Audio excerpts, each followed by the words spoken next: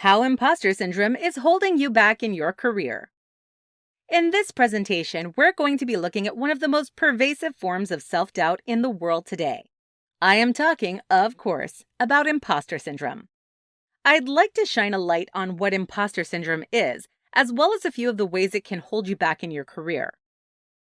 First coined in the 1970s by psychologists Susan Imes and Pauline Clance, imposter syndrome's defining traits are a fundamental belief in one's own qualifications for being where they are.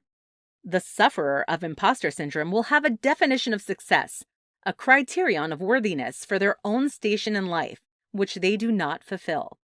This is absurd, obviously, since if they did not fulfill the requirements for their station in life, then they would not hold their station in life. This is a pretty big incongruency between perception and reality. Thinking about the world should work one way when it, in fact, works in a different way is not healthy thinking. Usually, people develop this line of thinking in a way which is beneficial to them. I shouldn't have gotten rejected, they think. I am deserving of acceptance, and my rejection is evidence that the world is wrong. People with imposter syndrome have it the other way around. They think, I shouldn't have been accepted. I am deserving of rejection, and my acceptance is evidence that the world is wrong. Both statements have a few things in common. For one, they're both highly preoccupied with that one deserves. They both appeal to some invisible judge, and they both assume to know the metrics by which this invisible judge metes out all their rulings. This kind of thinking holds you back so much. To begin with, making a habit out of weighing what you deserve will go one of two ways. Either you will decree yourself deserving of too much or too little. Imagine you find $20 in an elevator, and then you immediately ask yourself, do I deserve this?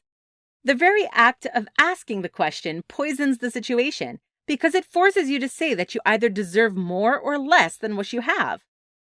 It's a habit that will lead you to eternal dissatisfaction as it causes you to always be looking somewhere else for your satisfaction than where you are. Another way imposter syndrome holds you back is in the esteem you cultivate, both in yourself and in others.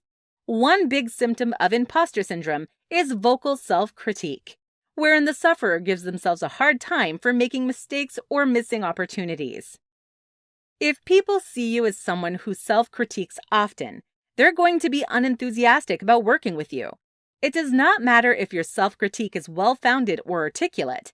People are going to be afraid of what happens if and when you finally turn that criticism onto others. The last way imposter syndrome holds you back is in the mentality it fosters. What would a sufferer of imposter syndrome get if they finally made it? If they finally got where they wanted to be and felt like they earned it?